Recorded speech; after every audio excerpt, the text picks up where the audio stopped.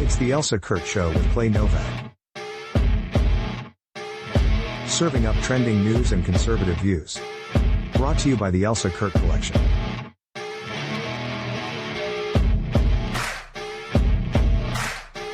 And Refuge Medical.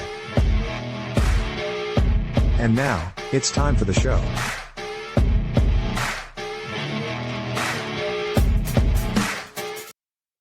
Well, hey there. Another week, another bunch of topics. How are you, Clay? I'm good. Yeah, just like this current administration, nothing slows down. Nothing. Nope. We don't slow down, not for anything. Neither does the news cycle. Lots of great topics today. We got, how many do we have? I meant to count it. 1, 2, 6. We got 6 topics today. Yeah. I think we can get through them. We could do it. I think we should. I think as always, we'll let it flow and we'll hit what we can. But we'll get started right after this. Hey folks, Clay Novak here, author of the novel Keep Moving, Keep Shooting. So what I've got here is the Boo Boo 2.0 basic first aid kit. This is the one that you throw in your glove box, throw in the trunk of your car, keep in the house. It's got your Band-Aids, antiseptic wipes, those kinds of things for scrapes and cuts, and some more significant. There is a tourniquet in here. But Boo Boo 2.0, this is the kit that you need all the time. Again, refugemedical.com. You can find it there. Definitely a useful kit. Use the discount code KMKS at checkout. Get yourself 10% off. Refuge Medical, not only buy their equipment, but get their training. Refuge Medical offers training as well. Keep moving, keep shooting. Spring is knocking. Ready to refresh your vibe? The Elsa Kurt collection has everything from page-turning reads to eye-catching fashion, guaranteed to add a little sunshine to your season. Calling all statement makers, Elsa's pieces are designed to turn heads and bring confidence to your closet. But that's not all. Love a good book? Elsa's got your next favorite read waiting just for you. Don't miss Elsa's Amazon affiliate store, filled with hand-picked beauty treasures, home must-haves, and daily essentials. It's like a personal shopping spree made easy. Make this spring your season. Shop the Elsa Kurt collection today and let the fun begin.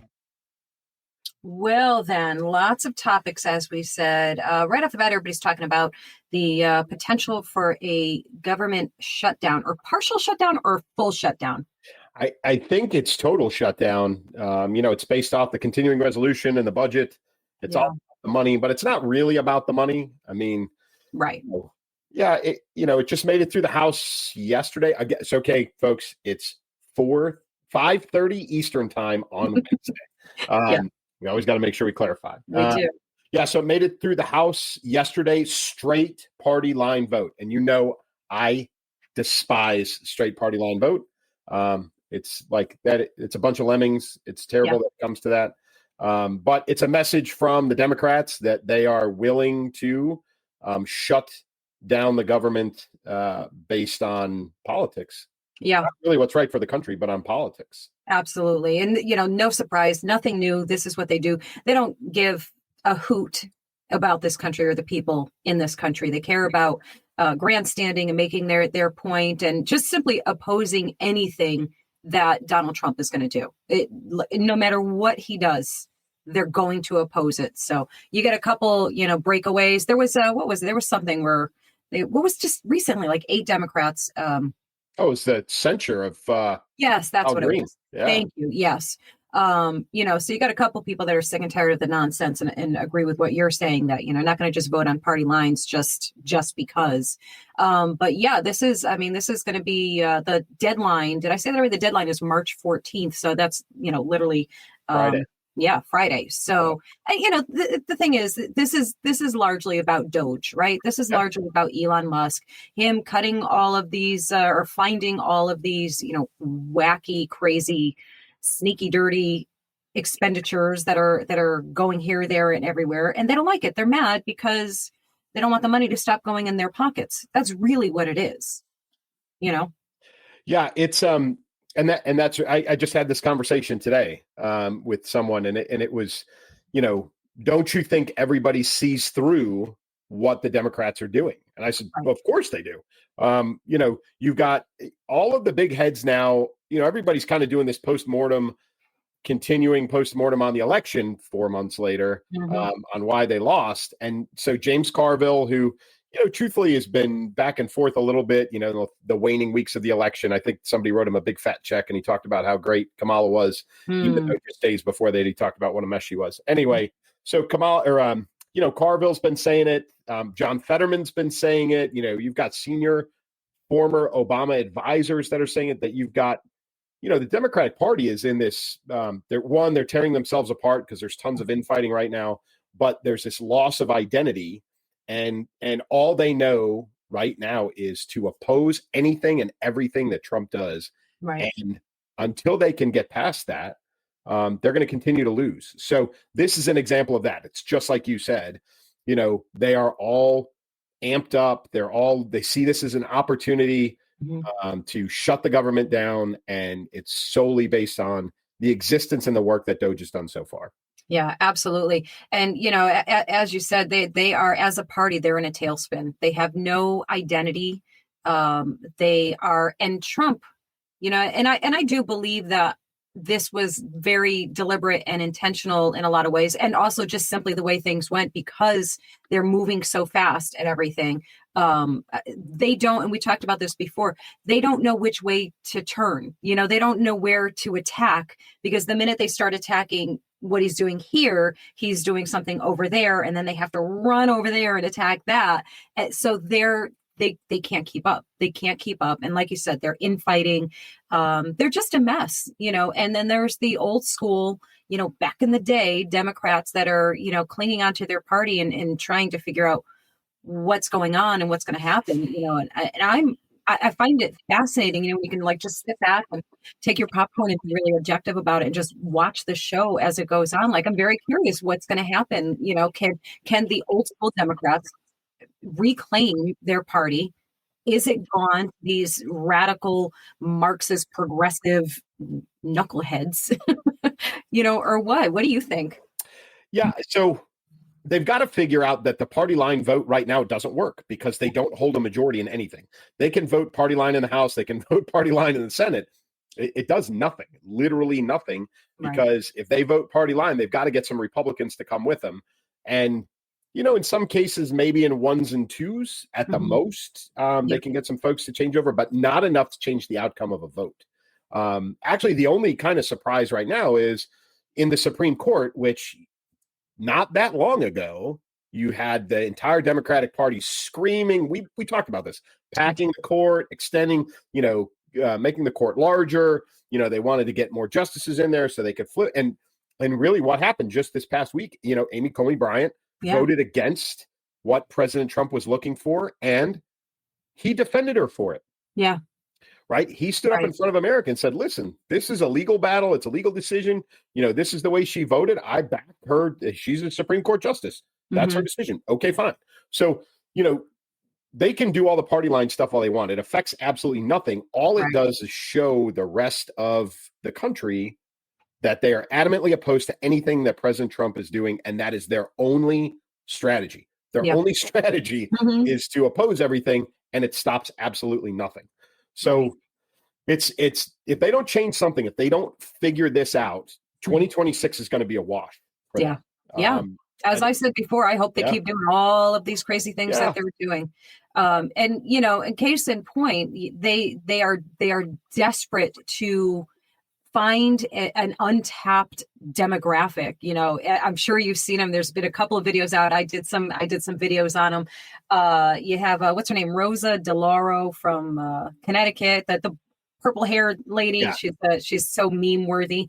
Yeah. She made this unbelievably, embarrassingly cringeworthy, or apparently, as she would say, being like the kids, cringe video, using all of the the cool slang words that 13-year-olds use. She's referring to them as Gen Z, which they technically are, but they're at the beginning of Gen Z. They're the babies of Gen Z. So Gen Zers who are, I forget what the age goes up to, 20 something or other.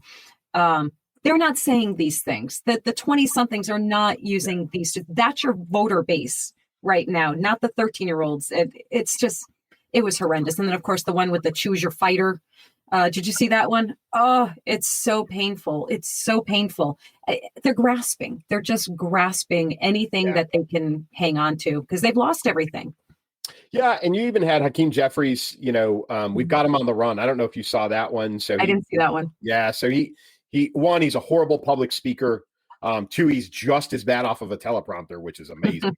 But he did a commercial where he was talking about how we have the Republicans on the run, right? We have the GOP on the run. He actually said on the run like 17 times, probably in a 2.5 minute, little burst. And it was all kind of broken and like none of it was fluid. And so they are grasping at straws. You had Ilhan Omar, I think it was her, was talking about how stupid Americans are, how stupid the Trump voters are. She's just insulting half of America. Yeah. So they're really just trying to grab anything they can, and this potential shutdown is not going to help them. One, it's not going to go through, and two, if it does go through by some miracle, they're going to catch the blame for it. So, as it stands right now, they're not doing themselves any favors. So I don't expect it to pass. I think, come Friday, it'll vote in the Senate, it'll pass. President will sign it. We'll continue to move forward. It's not a budget. It's a continuing resolution. We would much rather have an actual fiscal, budget, but we're 6 months into, halfway through the federal fiscal year. So it's not looking good, but regardless, I think it's a failed attempt by the Democrats to stop Doge, to stop President Trump, to gain themselves a bargaining chip or whatever it is that they're trying to do. It's not going to work. No, it's not going to work. And all the while they shout, "Is this what you voted for?" Yes. How many times can we say it? Yes, this is what we voted for. Like, I don't know what they think this gotcha moment is that does not exist. Like, yes, this is what we knowingly voted for. This is why I just had somebody on my, I actually don't go on my personal Facebook page anymore. One, because it's filled with advertisements and nonsense and stupid things. You don't even actually communicate with people anymore on there, right? And I know everybody's noticed that. So I generally just use my business page, my business profile page. I went on my personal page yesterday, and I saw an acquaintance post, one of the usual, the big anti-Trump, orange man bad, Trump, you Trumpers. And that was the part that got me. The you Trumpers, you MAGAs, just that terminology. Now, I don't take offense to those terms. I take offense that he was trying to offend. You know what I mean? Now, this isn't some faceless stranger that you're directing this to. Again, personal page, not my pro page. Everybody can say whatever they want, argue with me, knock yourself out. Call me a Trumper on that page. I don't care. But you're somebody who supposedly knows me in real life or knows us in real life, our friends or family, whatever the case is. And this is how you're talking to people that you know. I got a problem with that, so I did what I very rarely do these days. I got on my little soapbox and I gave a little lecture about behaving like a civil, decent human being and remembering those things. But oh my gosh, this is what they do. It's just screaming and hysteria, and no matter what goes on, they're going to fight it tooth and nail, despite the fact that it's all for the good of the country. Obviously, the tariffs. If you say that go ahead, go online and say the price of eggs is going down, they'll lose their minds on you. Gas too. Yes, gas too. Down, 4-year low. Down. Yeah. Mm-hmm. Listen, I've been taking a page out of your book. I've been minimizing my responses to people on social media. Mm-hmm. Sometimes I can't help myself, but I've been trying to model myself a little bit better after you. But you're right. I mean, it's Trumpers, MAGA, those are becoming slurs. Yeah. And there's nothing. It's kind of good, kind of interesting because half of the population uses it as a rallying cry, and half the population uses it as a derogatory slur. So, right. The terms like that aren't going away. But it's all about everybody's different view about how these things should be done. I think you're right. I think in their heart of hearts, with a few exceptions of some senior level politicians, I don't believe that people want what's worst for the country. I do believe there are people out there that are out there for their own benefit, but I think it's a matter of how they see things differently and how to get it done. And I know that Doge is and all of these cuts at the federal level are probably the biggest point of contention. Right. But again, we've said it before. If you don't like it, then vote different. Like, get a better candidate. Like, this is, I mean, that right there, Clay, you're right. Get better candidates that can actually get the votes, that don't have to be basically like snuck through the back door and forced on the people. Like, I don't know, Kamala. Oh, by the way, can we segue for a second? Did you see the word salad? The Doritos. The Doritos? What what? Even after so many months of not listening to the word salad, I got about 7 seconds into it and I was like, nope. I had to stop. I couldn't do it. So I forced myself to watch it. Yeah. So I was willing to give up whatever might be the tracking of Kamala Harris's particular fondness for nacho cheese Doritos for the sake of getting a big bag of Doritos as I watched the Oscars. That's the consumer behavior. And that's right, but here's the thing. At what point do we also uplift and highlight the consumer's right to also expect, and you can debate with me if it should be a right, I think it should, to expect that the innovation would also be weighted in terms of solving their everyday problems, which are beyond my craving for Doritos, but about whatever, and I know the work is happening around, scientific discoveries, for example, to cure long-standing diseases. But I'm going to throw out another one.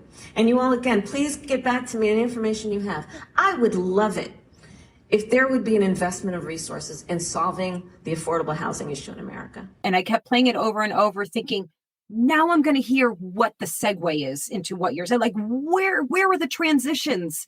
It went from my love of Doritos and I don't know, sacrificing, I don't even know.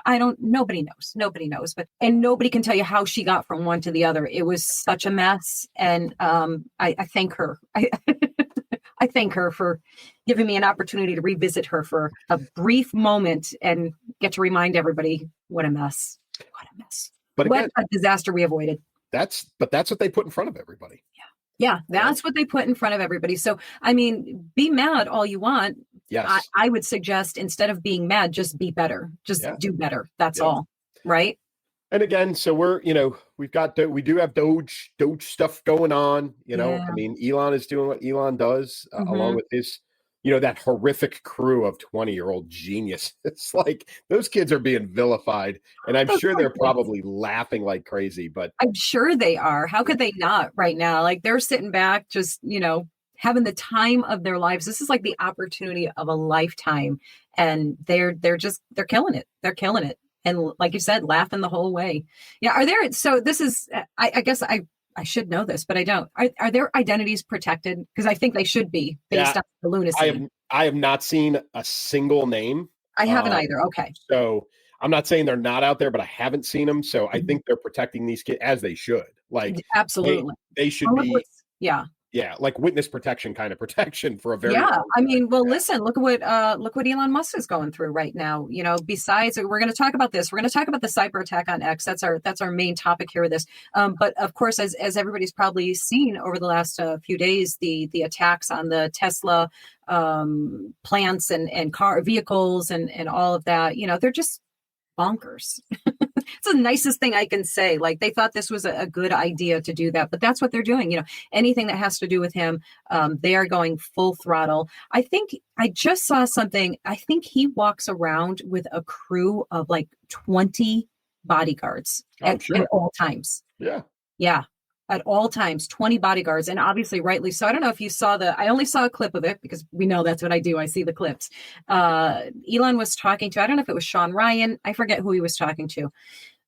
But he was, basically asked a question, maybe it's Joe Rogan, asked a question that he kind of wouldn't answer. He chose to not answer because he's right. Did you see that? Yeah. If he's, basically if I talk about this, I'm going to get killed. Like I will get killed if I even talk about this. Yeah. That's how bad it is. Yeah. It was Rogan and they were talking about the insider trading that goes on inside Congress. Thank you. And, he said he started to talk about it and then he stopped and he's like, listen, if I keep going on this, something bad's going to happen. And Rogan's like, what are you talking about? He goes, they'll kill me.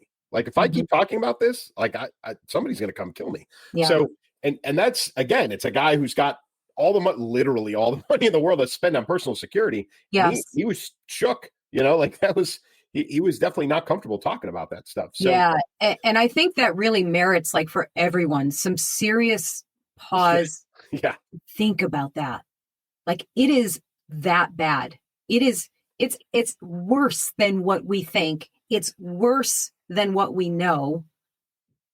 That's bad. It's really scary. And, and it's just another reminder, like, this guy didn't have to do any of this. He doesn't have to do any of what he's doing. And, and thank God he's doing it, because and the spray painting, vandalism, the attacks on all the Tesla drivers, like not 6, 9, 12 months ago, like you were a hero for driving a Tesla because you were saving the environment, right? That was as green could get. And like, Tesla drivers, it was a status symbol and it was cool. And, like everybody was all about it. It was good for the environment. And now, just because he's working for President Trump, right? Like, you could have a 3-year-old Tesla that you bought off the showroom floor and you've been driving it for the last 3 years. But if you didn't immediately turn around and sell that thing, like as soon as Doge kicked off or as soon as he endorsed President Trump, like it's escalated now. They're literally destroying vehicles, privately owned, like, parked on the street in the city, in a neighborhood, just because of, Elon Musk. Like, people have lost their ever-loving mind. Yeah.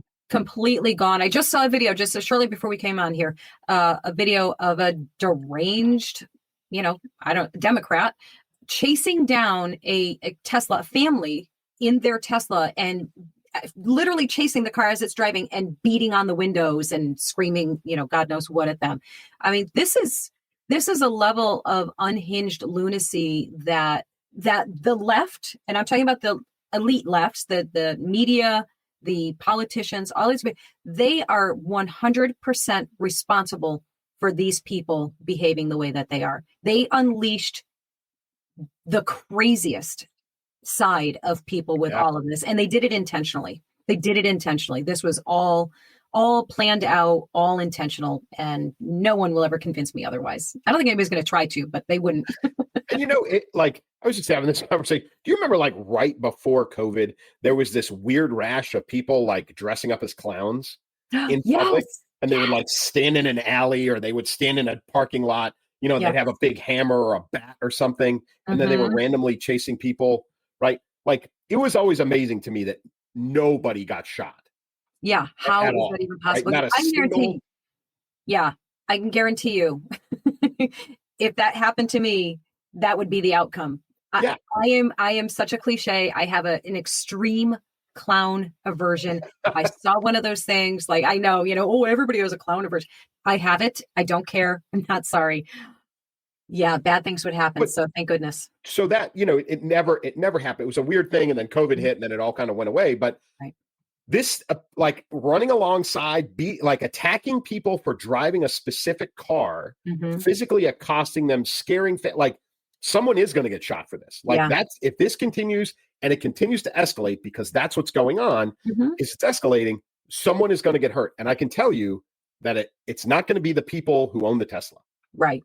It's going to be somebody who has got a can, a rattle can and spray paint, or they've got a whatever, and they're damaging a car, or they're attacking a family getting in a car, something like that. Yeah. Someone's going to get hurt.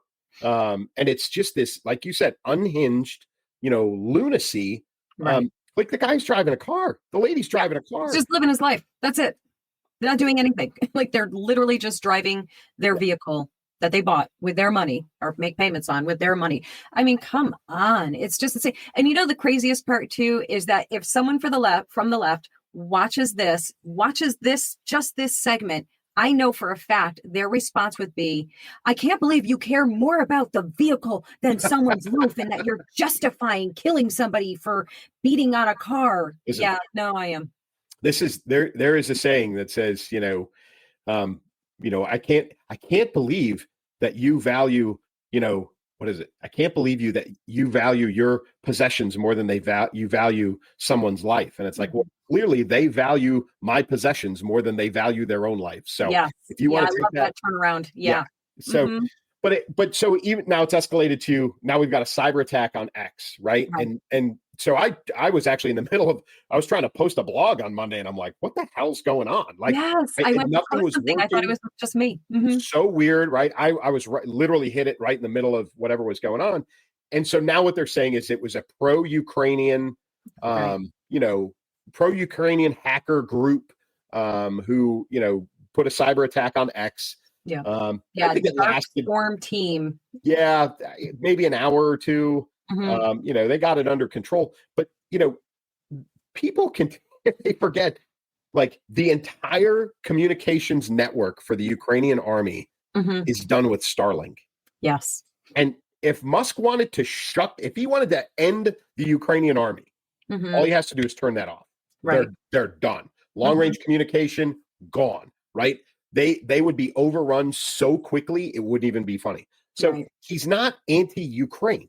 No. Like, these people have got this stuff so twisted and backwards that they don't even know what they're doing. Like, if you want to have him turn off Starlink, be pro-Ukrainian and then attack him. Like, that is just, it doesn't make any sense at all, but people are not thinking rationally in what they're trying to do. It just doesn't make any sense. No, it doesn't. And it's just par for the course, right? This is what they do. Everything that is, liberal leftist logic is synonymous with illogic, hypocrisy, all of the things. And this is another sad extension of that, or example of that. It's just absolutely insane. And so I guess, so now they did also say that, the IP address came from the Ukraine area, but they're also saying that there's certainly a possibility that it was like a spoofing thing, because I guess you can fake that. You can bounce IP addresses, you can route it through different places, regardless. But again, you're not just affecting, actually, you're not even affecting Elon Musk. If you shut down X, like, it's nothing. It literally is nothing to him. Yeah. You're halting communications for a hot second. You don't think he's going to fix it in a minute. You know what I mean? You don't think he's going to repair that and be right back on business. The people that you did hurt were and I'm not one of them, the maybe hundreds or thousands, I guess thousands of people who are monetized on the platform. Sure. You lost them a bunch of money, and those are people on the left and the right, because the people that hate Elon Musk now are also on X. Some of them left, of course, but or claim that they left. They're still there. They're still there. Unlike Rosie O'Donnell, who's apparently right. You do it. Moved to Ireland and nobody noticed, so she had to come back and announce it. She's like, I moved. Hello, I moved to Ireland, and I'm there now because Trump. Go women hang are out with unsafe because of Trump. Go hang out with like, nobody knew you were gone, and nobody cares. Ridiculous. Least of all, President Trump. Yeah, but again, this is all resultant of everything that he's doing, and at the behest of the president, the request of President Trump to initiate Doge, to get that team of 20-year-old geniuses and unleash the federal government. And again, this is what we voted for. I still will not. I can't grasp the concept of anybody who says, "Oh, my friend worked at USAID, they got fired. Oh, my friend worked at such and such, they were a probationary employee, they got fired. Oh, this is awful." I get it. It's your friend. I got it. Sure. Really. But if you're upset about your friend losing their job, and you're not upset about the hundreds of millions, potentially billions of dollars that have been stolen from the American public, including you, that if you're more worried about that person versus what else, everything else that's been going on, I'll never be able to grasp that concept. No, we are not the same, right? We are just not the same. If that's your value system, the trillions of dollars stolen from the American people, like you said, including your own pocket, your family. Your priorities are a little weird, to say the least, right? Yeah. Again, if this were Biden, if this was Kamala Harris, if this was anyone that they put forward, they would be cheering and getting those Nobel Peace Prizes and whatever awards and medals. Get them engraved early. Yeah. Right. I mean, they would already be done. He'd be, Times Person of the Century. Yeah. Come on. I mean, we all see through it. Like you said before, everyone sees through it. Nobody's falling for this garbage anymore, and I think that's probably what's causing them to escalate even more. Like, this is sheer desperation now, frantic desperation, and that's what makes them scary, and we laugh about it, we make fun, and we shake our head and all those things, but they are legitimately scary people because they are of the mindset that they have nothing to lose, because they think somehow they've lost everything already, and the world is ending, so this just sends them even further into their dark abyss of insanity. Yeah. And it's, so now we've got a full cabinet. right? Everybody's been confirmed now. Everybody that, I think, what did he lose? 2? Matt Didn't Gates? even, I actually don't, well, are you counting, Gates was 1. yeah. Was there another Maybe. one? I don't even know, to tell you the truth. May have just been him. It might have just been him. But everybody else made it, right? Yeah. So in record time, by the way. So they all got through, including, Mrs. WWE herself, Lady McMahon. Yes. Who got put in charge of the Department of Education. And, Doge is already in there. Actually, I don't even know if Doge has to, but I think she's in there cleaning house. They've already, the imminent departure of about 50% of the Department of Education is happening. Yep. And people, of course, it's the same reaction. Right. Yeah, I saw. You see, what's her face? Randy Gardner. Is that her last name? You're talking about the teachers union lady? Yeah. So she, it's interesting because 6 months, right after the election, between the election and the inauguration, right? So that small window of about 60 days, somebody asked her about the elimination of DOE, and she said it doesn't matter. That was her reaction, less than 200 days ago. She said, it doesn't matter. It doesn't really affect anything. And now she's backpedaling, right? So yeah, she's very upset, and she's upset because, it's the idea that this shutting down the DOE, enabling school choice in all these families is going to somehow make education worse. Like we have a 27% literacy rate in 4th to 12th graders right now. Like it's so bad that you can't allow this to continue. Oh, by the way, they have an exorbitant budget that truthfully, not a penny of it goes to actual education. Right. Yeah, it was going a whole big, massive chunk was going to DEI initiative. So yeah, they are doing a very good job of convincing the half of the population that this means that public education is getting, destroyed. There's not going to be any public education. How are they going to get money to do, that is a massive lie. They're getting rid of the bureaucracy, the unnecessary middlemen, and they're giving the money, the funds directly to the states where it belongs, who it should go to, and hopefully who will be also monitored to make sure that those monies are going to actual education and not transgender this or, whatever. God knows what else they can come up with full of nonsense. So, yeah, the mass hysteria that they're encouraging is just absurd. Yeah, it's again, we're cutting out bureaucracy, which increases efficiency. Oh, by the way, that's the E in Doge, right? Maximizing efficiency, minimizing inefficiency, which allows the availability of more dollars to be applied where they're supposed to be applied, which is improving education for kids. Yeah. Right. It just happens to be at the state level, which it's pushing responsibility down to the states. Oh, by the way, that's the way the framers wanted it. And so the states have to own it. Right. And that's the way it works. My guess is, I'm not saying this is going to backfire. In some states, it's definitely going to backfire because what the states will do is they will, and I'm talking California, Illinois, New York, New Jersey, Minnesota, Michigan, all the culprit states, they're going to establish a much larger Department of Education at the state level. Right. They're going to build all of that crap right back in, right? Yeah. That used to exist at the federal level that somebody else did. They're going to build it into their state DOEs. And then when we have this availability of more dollars, they're going to waste it on other stuff. Yes. They're going to waste it on generating more bureaucracy, big gov at the state level. And it's not going to go where it needs to go, which is to the kids. Right. And of course, they will blame Trump. They'll somehow blame Trump for that happening. Right. Yeah, that's what they do. Listen, and it'll be the same culprit places. Everybody will blame the big city school districts, right? And the mayors that go with them. Now, Mayor Adams is going to catch hell in New York, no matter what.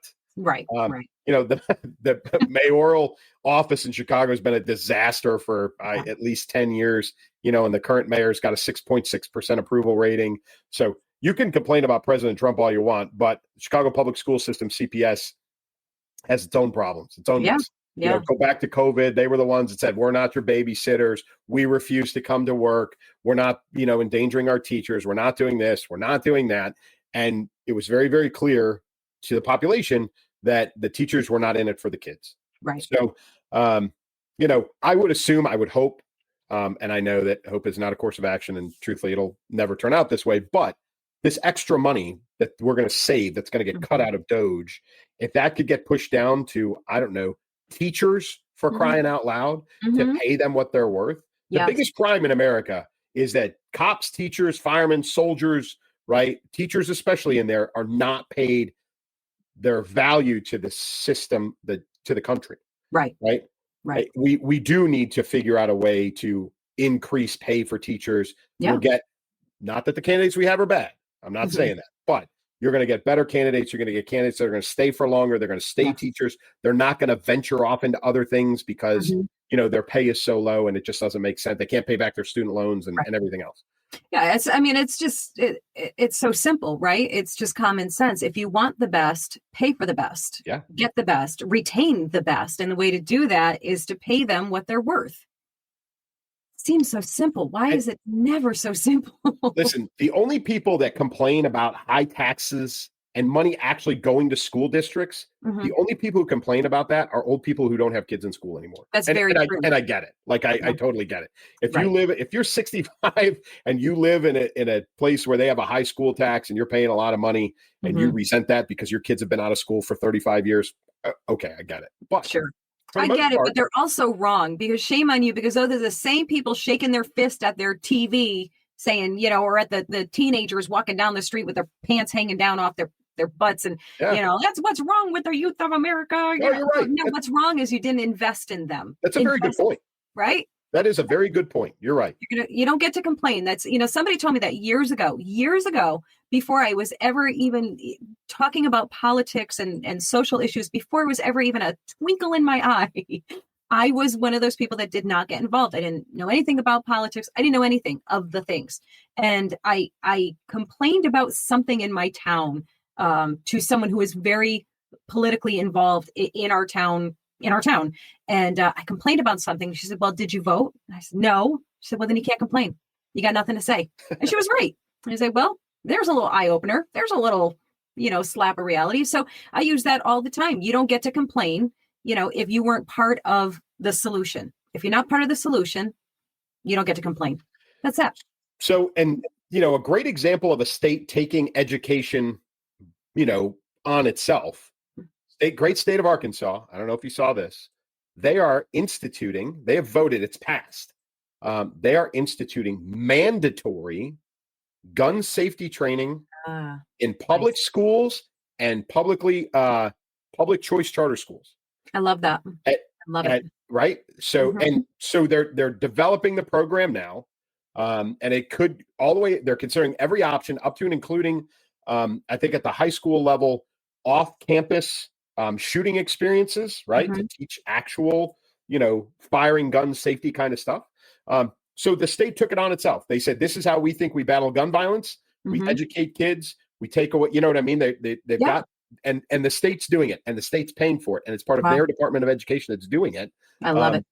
Right. So they're, and it's becoming part of the curriculum, which is exactly what I think the federal DOE, especially under the last administration, would have fought tooth and nail to prevent that from happening. Absolutely. That for certain. So we take the federal DOE out of the way. You've got states that are going to take this on. They're going to develop their own curriculum requirements based on their population, et cetera, et cetera. And this, state of Arkansas is a great example. So I see, and I'm not fully educated on everything that DOE does, but I can't justify the $680 million budget or whatever it is that they've got, some exorbitant amount of money for completely administrative purposes. So and neither can they. If they were to be honest, neither can they, because the question always comes down to, all right, well, show me the test scores, show me the graduation rate, Terrible. show me what this money has done for the children.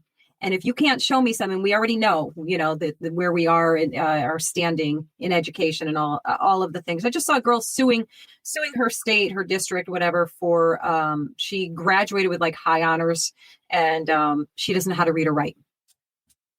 I mean, come on. So, and of course, yes, public school. Yep. So, I applaud this move. Again, that was, a question that's one of my very liberal friends posted on Facebook, I think it was, are you happy? He's going to eliminate the Department of Education. Are you happy now? This is what you voted for? Yes. Yes. Yes, it is. Yes. I'll tell you what I'm not happy about, though. There was a promise made. There was a promise made. And we haven't seen it yet. No. I want to know, Pam Bondi and Kash Patel.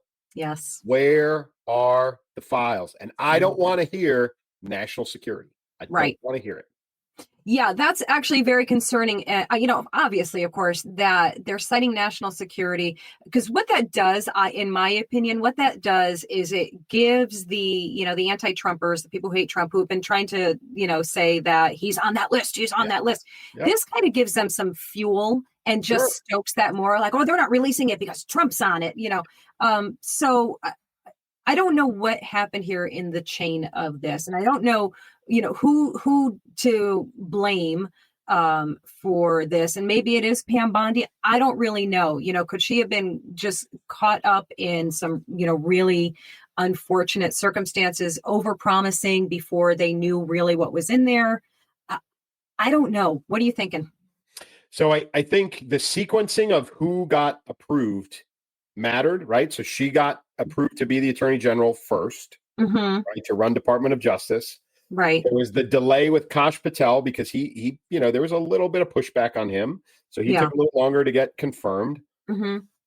There was that gap in there, right? And so we know for a fact that the New York office for the FBI was withholding files. We do know that for a fact. Oh, by the way, that director or deputy director, whatever he is, that ran that office, gone, which is good. But in the meantime, we all know that there was also a lot of things destroyed, a lot of files, a lot of information that was destroyed. But the expectation from Pam Bondi was, as soon as Kash Patel walked in, that he was just going to be like, oh, here's all the files, and hand it to her, which we all know is not a real thing. Right. So I think she really thought that the FBI was prepared to hand over the documents when they weren't. So again, that's a little bit of overpromise. Now, my read on the whole national security thing, and I agree with you, anytime that you put that label on it, I think it's a bad look. But if that is in fact true, I don't think that it's a U.S. diplomat, a U.S. elected official that's on that list. Listen, we all know Bill Clinton's on it. Of course, that's right. not national security. Okay? That's not a thing. Well, is Hunter Biden on there? Probably. Again, is that national security? Is that not something that we would all go, well, of course he is. Yeah. I honestly think that there is a high level ally foreign dignitary. And I'm not talking Prince Andrew. I'm talking somebody with actual power. Right. I think there's somebody like that on the list that has an effect on our relationships or global relationships that we don't necessarily want to release. That's Yeah. Well, that would make a lot of sense. It would make complete sense, and there's also that, you add another layer to that, there's victims names in all of this. I mean, these people have to be protected. So, there's a process to it. And I think, I think we had the right word for it, overpromised. Yeah.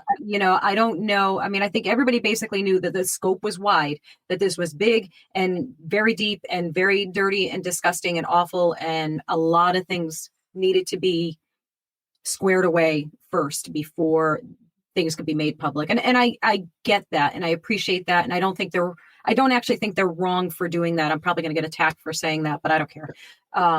Whatever. I just think they probably shouldn't have promised the timeline that they promised. Yeah. I guess that's the best I could say on it. Right. I mean, yeah. Yeah. It's, but again, to use monikers like, oh, it's national security. Like, okay. What we want is the unredacted, unedited, unaltered. That's what we all want. Right. They never should have promised that. Never. Yeah. Without seeing it. Yes. Right? If they had seen it and they said, yeah, we're going to release the whole thing because there's nothing in there that we can't share or don't want to share, that's one thing. But if you Right. say without seeing it, hey, we're gonna put it all out there, we're at total transparency without knowing what's in the files, that was bad promise. Yeah. So Now there's calls from people on the right for Pam Bondi to be removed. Do you think that's harsh? Do you think that's way too early. reasonable? No, way too early for that. Right? I think, I don't know who's saying that. I hadn't heard that. Who is it? Is it like the usual Rhino suspects? Is it Dan Crenshaw? Yeah, it probably is. It probably Yeah. is. That's that's stupid, truthfully. Mhm. Like, nobody knows their job and is comfortable in their job in under 90 days. I don't care who you are or what the job Right. is. Yeah. It takes everybody and anybody, at least 180 days to be comfortable in their job. Mhm. And, it would be nice to be, except for President Trump, because he did it for 4 years and then came back. Right. Right. Yeah. But, the rest of the team, they've got to get settled. And she hasn't even been in 90 days yet. So, Right. And they're dealing, the entire administration in every department is dealing with adversarial people who are supposed to not be adversarial. They're supposed to be, complying and doing their jobs. And so they're meeting resistance at every single level of what they're doing. We've got all of these operatives going on. And, you see it every day. In the news, if you're watching the right news, that, this one is withholding, this one's shredding documents, this one is simply refusing to turn over documents or work or answer the 5 questions of what you did this week at your job. So they're meeting massive resistance. And of course, you mentioned the New York FBI director there who, is now gone. So a little bit of leeway here, I think, is reasonable to ask for. And then, so then the other thing, I'm just looking at it now. So the other thing I just read today was apparently Kash Patel requested a direct line to the White House. Did you see that? Yeah. And of course, people are speculating about that. Why would he do that? Why would he kind of skip the chain of command? Is there some lack of trust that he has? And I guess it would be Pam Bondi, right? Would she be the next? Yeah. Yeah. Okay. So he would answer to her. Yeah. Yep. Okay. So some of it is proximity. Some of it is availability. Some of it is, and listen, we don't even know. Like, he may have had a discussion with Pam Bondi and she said, yeah, go ahead. If you need to, if she trusts him enough to be like, hey, listen, if you think it's a direct to the president and you don't want to stop and talk to me first, and, I trust your judgment, just brief me afterwards. Like, there's a lot of business people, there's a lot of military leaders, there's a lot of folks who operate like that and they get applauded for it. But now we've got the, people who think that they want to make something out of it without knowing any of the details. So, yeah, he wants a direct line to the president. Okay, fine. Right. Maybe the two of them sat down. I think they were someplace together not that long ago. The two of them sitting down, and was it that Super Bowl? They were all chummy, President Kash Patel. And President Trump might have leaned over and said, hey, let's get you a direct line to my office. Right. You know what I mean? He's a pretty hands-on guy. So yeah. Nobody knows. Like, there's so many variables in that. And truthfully, it's not like the president remembers every, you know what I mean? He's not going back and going to his communications director, go, hey, get me a direct line to Patel, Right. Or you may have said, hey, Kash, when you get back, put in a request, get a direct line to me, just handle it from your end and I'll wait and then we'll be okay. Right. But everybody likes to speculate and make where there's no. Yeah, I was just going to say, this is like, pot stirring. This is probably like, there's trouble in paradise. People who want to cause strife between, his party. And that's been going on from day one. Of course, they tried to, They won 8 years ago. Yes. This is nothing new. And, Trump and the entire cabinet is sitting there going like, you really think this is our first rodeo here? Yeah. Like, get over yourselves. Yeah. Absolutely. And you said it, they're getting consumed at every turn by gatekeepers and obstructionists and, all this stuff. You remember when like the Clintons left the White House and they popped every W off of the key? Like, that was childish, thing, but I would take that over what's going on right now. I would too. That's like some gentle, we got bigger fish to fry. I mean, so one of our last topics here is we just had a pro-Assad uprising in Syria. Yeah. And for those of you that don't know, we have a couple of hundred troops in Syria. Right. I know President Trump talked about bringing everybody home, but there's folks, operating out of Syria for a number of reasons, doing a number of different things. And so they're kind of caught in the middle of this. So, Assad was overthrown not all that long ago. You've got a new regime in there, and now what you've got are pro-Assad people in an uprising. And this wasn't like a January 6th kind of a thing. This is like belt-fed machine guns and then, oh, by the way, as part of this, they are persecuting and, oh, by the way, executing Christians in Syria. Yeah. And for those that don't know, historically, there are a lot of nations, Middle East nations, that had deep, dense Christian populations for not just decades, but centuries. Right. Big Christian population in Egypt, big Christian population in Iraq, big Christian population, Syria, Lebanon, like all in that area. They had pockets of lots of Christians, and they have all been run out or killed in the process. Yeah, and beheaded. And that's what's going on in Syria. This is like genocide, Christian genocide in Syria right now from this pro-Assad, uprising guerrilla group, whatever they're calling themselves. Yeah. Yeah. And, I can guarantee to you that most people on the left do not even know that this is happening. And why? Because the left-owned mainstream media isn't going to talk about it. Not on their priority list. If it's not DEI, if it's not Donald Trump, if it's not LGBTQ, XYZ, they don't care. If it's Christians, they don't care. Doesn't fit their pro-Islam narrative, or don't hurt anyone, Islam's feelings.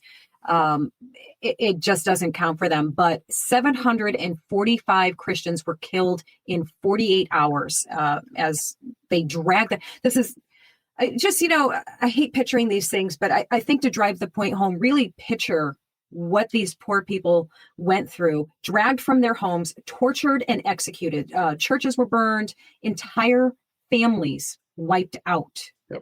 48 hours. Neighborhoods, of course, Christian neighborhoods targeted. And then, of course, the silence from, the mainstream media. I hate calling them the mainstream media, but that's what I'm going to call them. And their slogan, this is their slogan: first the Saturday people, meaning Jews, then the Sunday people, meaning Christians. That's their slogan.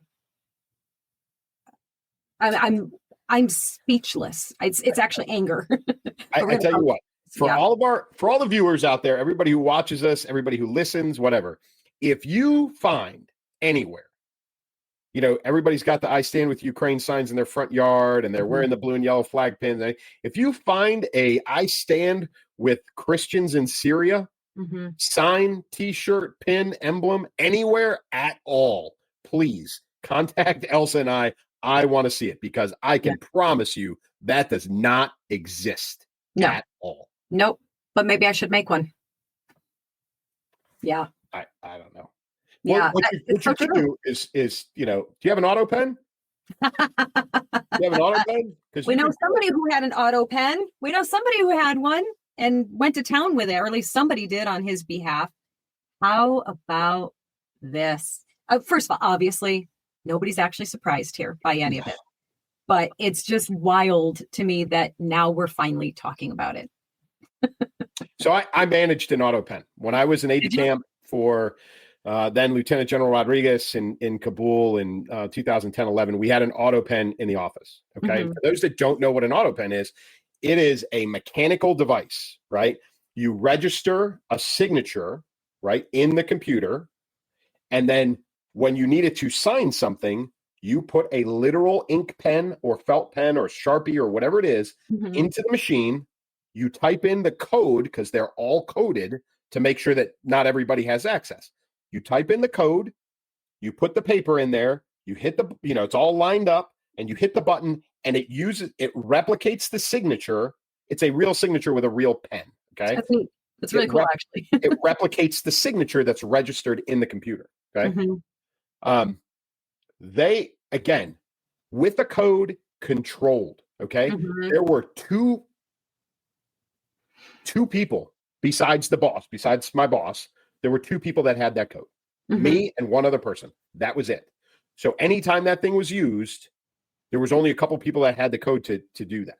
We only used it for award certificates. Everything else, right? Because that was one of those things that, one, we wanted a real signature on. Two, hundreds of those things were produced. Sure. So, but anything else, official documents, and truthfully, those were only lower level awards, like the very important awards. And we're talking about Valorous Silver Star kind of stuff. My boss signed those himself. Okay. Yeah. But anything official, that auto pen was used so rarely it had dust on it. Like we would have to clean it before we used it. Right. But clearly the one in the Oval Office was used on a regular basis. What did they say? They can find one thing? Yeah, I'm looking through my notes here. Yeah. It's so definitely used considerably more than, and it's, as you said, it's a common practice to have that, to use that in those types of situations. Oh, for sure. But they're used, like you said, with infrequency and for certain occasions. This was apparently used on nearly everything, with the exception of Biden's letter.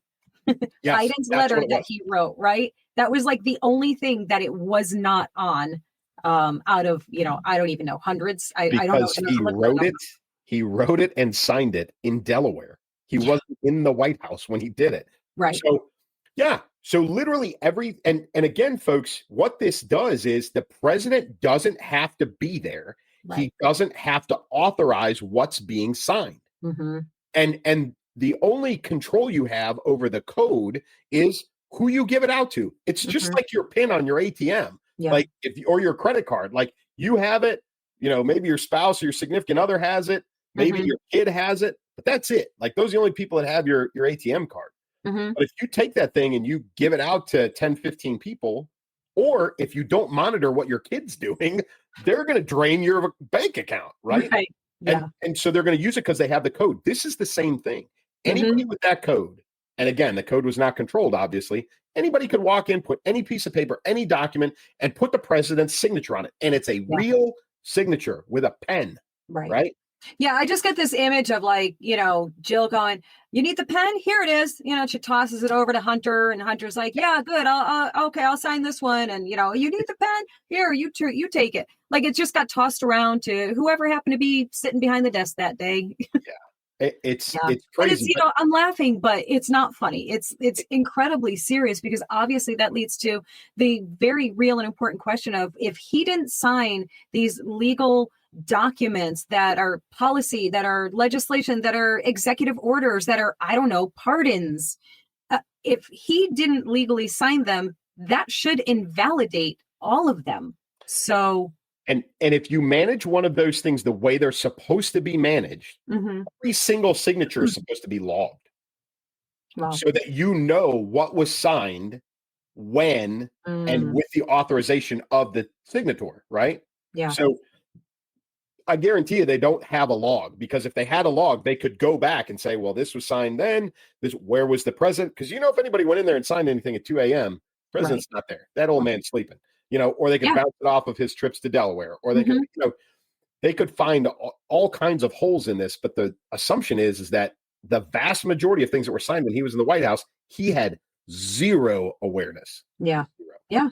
Yeah. And, we're getting so much, after the fact confirmation from people in the know, people from the media, like Jake Tapper. And there's a couple other people too that are now, coming out of the woodwork and going, "Oh yeah, you didn't have a clue what was going on. It was wild over there." Yeah. You have lots of people coming out with confirmation that this guy was not, lights were on, but no one was home. And, it's all what we knew, but to hear it from these people who covered this whole thing, this needs to be looked into, obviously. I mean, and I don't know what's going to happen. I guess you guys can chime in. Chime in on everything, of course, but I think we really want to know your thoughts on this. What should happen at this point? Should they fully investigate it, let it go, and just move forward? I'm all for investigate it, undo some of the things that he's done. Those pardons right at the top of my personal list. I want those pardons removed. Yep. I'll tell you who's shaking right now. Adam Schiff. Oh, yeah, he is. Yeah, he is. Loving it. So many things that keep. I have been smiling so much since January 20th. So much smiling that I'm probably going to have to go to my my med spa and get a little Botox or filler or something in my laugh lines. Just kidding. I'm not really kidding, but I'm kidding. Whatever. Kidding. Well, you know what? We did it. Holy cow, we did it. We got through all of them. We are so good. We're so good at this. It's always fun. It is. Oh my goodness, guys, the usual. We love engaging with you guys in the comment section. We see it. We hop in there and we chime in here and there, and we love your involvement. We love you guys and appreciate you so much. Just the reminder, Clay started off letting everybody know we're recording on Wednesday. You're watching on Thursday. We're watching with you. Clay, go ahead and send them off. Listen, folks, another great week, and you know, the news cycle keeps on rolling. So we appreciate you all tuning in, and we'll be back with more next week. And as always, from me, keep moving, keep shooting. Take care, guys. Combat veteran Terry Davis left a life of violence for the quiet Midwest prairie, but a terror threat pulls him back into action. In Tampa, he makes allies and enemies as the danger unfolds. Relying on his combat-honed skills, Terry faces a threat far bigger than he imagined, unsure of who to trust. One thing is certain: to survive, he must keep moving, keep shooting. Welcome to Chance, the series you'll fall in love with. Picture a small town so warm and inviting, you'll wish it were real. That's Chance, a place where laughter echoes through quiet streets, and every neighbor feels like family. Elsa Kurt's 6-book series captures the soul of small-town life. Follow the lives of 5 families as they weather life's highs and lows, love blossoming, friendships forming, hearts breaking, and healing in unexpected ways. These stories will wrap you in comfort, spark joy, and tug at your heartstrings. Each page feels like a heartfelt embrace. Discover Chance today. Find the series and all of Elsa Kurt's books on Amazon and elsakurt.com.